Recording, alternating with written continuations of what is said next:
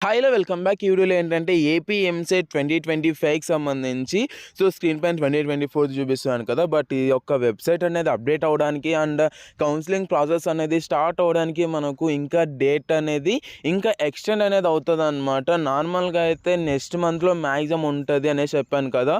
So, ఎప్పుడైతే present అయితే మనకుండే సిట్యుయేషన్‌ని బట్టి నెక్స్ట్ మంత్‌లో అయితే మనకు ఈ యొక్క వెబ్‌సైట్‌ని కూడా అప్డేట్ చేసేలాగా అయితే కనిపించట్లేదు. అండ్ 2025కి సంబంధించి మనకైతే ఎప్పుడు అప్డేట్ ఉంటది అండ్ ఎప్పుడు డేట్స్ అనేది రిలీజ్ చేస్తారు అండ్ మనకు ఎప్పుడు కౌన్సెలింగ్ అనేది ఉంటదనే దానికి సంబంధించి వీడియోలో అయితే క్లియర్‌గా, డీటెయిల్‌గా డిస్కస్ అనేది చేసుకుందాం కాబట్టి ఒక లైక్ అనేది చేసి మన ఛానెల్‌ని అయితే సబ్స్క్రైబ్ అనేది చేసుకోండి. ఇంకా వీడియోలోకి వెళ్ళిపోయినట్లయితే స్క్రీన్ పైన డిస్ప్లే చేస్తాను కదా! సో, ఇంజినీరింగ్ కౌన్సెలింగ్‌లో మనకైతే ఇంకా లేట్ అనేది అవుతది అనేసి ఇక్కడైతే క్లియర్‌గా న్యూస్ అనేది ఇచ్చారు. సో, ఇంజినీరింగ్ కాలేజీల్లో అఫిలియేషన్ ప్రక్రియ జోష్యం అవుతుంది. సో, గత ఏడాది అయితే ఈ సమయానికి దాదాపు అఫిలియేషన్‌లు ప్రక్రియ పూర్తి కాగా ఈ సంవత్సరం ఇంతవరకు ఈ ప్రక్రియ ప్రారంభం కాలేదు అనేసి అయితే ఇక్కడ ఇవ్వడం అయితే జరిగిందనమాట. ఇదైతే ఏబిఎన్ న్యూస్‌లో అయితే మనకైతే పబ్లిష్ చేయడం అయితే జరిగిందనమాట. సో, తనిఖీకి ప్రారంభించని ఉన్నత విద్యాశాఖ గతేడాది జూలై 1 నుంచి అడ్మిషన్ల ప్రక్రియ అనేది స్టార్ట్ అయిపోయింది.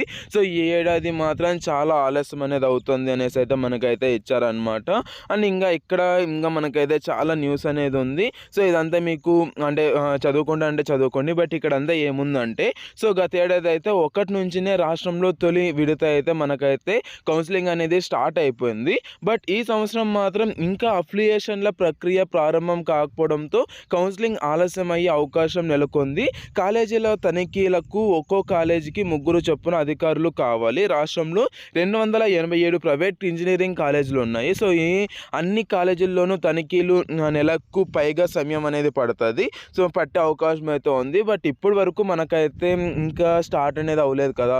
సో, దాని నుంచి మ్యాక్సిమం స్టూడెంట్స్ అందరూ తెలంగాణకెళ్ళేసి సో, వాళ్ళైతే కాలేజీలో జాయిన్ అవ్వడానికి అయితే ట్రై చేస్తున్నారు అనేసి అయితే ఇక్కడ ఉంది. సో, 20,000 వరకు అడ్మిషన్లు పెరిగాయి. సో, లాస్ట్ ఇయర్ అయితే మనకైతే 20,000కి పైగా మనకైతే అడ్మిషన్స్ అనేది పెరిగాయి. బట్ ఈసారి అయితే ఇలా అవుతుందనేసి వీళ్ళైతే అప్డేట్ అనేది ఇచ్చారనమాట. అండ్ ఇంకా ఇక్కడ కింద కూడా ఇక్కడ క్లియర్‌గా ఇచ్చారు.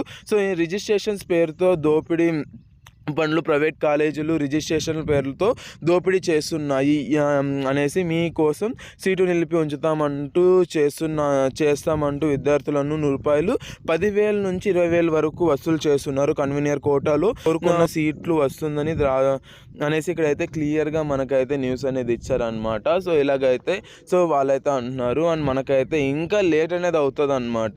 సో, ఎందుకంటే ఇంకా ఒక 1 మంత్ పైగా మనకైతే టైం అనేది అవుతుంది. లాస్ట్ ఇయర్ అయితే ఈ టైంకంతా మనకైతే కౌన్సెలింగ్ సంబంధించి అప్డేట్ అనేది వచ్చేసింది. బట్ ఈ ఇయర్ అయితే మనకైతే ఇంకా ఎలాంటి అప్డేట్ అనేది రాలేదన్నమాట. సో, ఏ చిన్న అప్డేట్ వచ్చినా మీకు అయితే అప్డేట్ అనేది ఇస్తాను.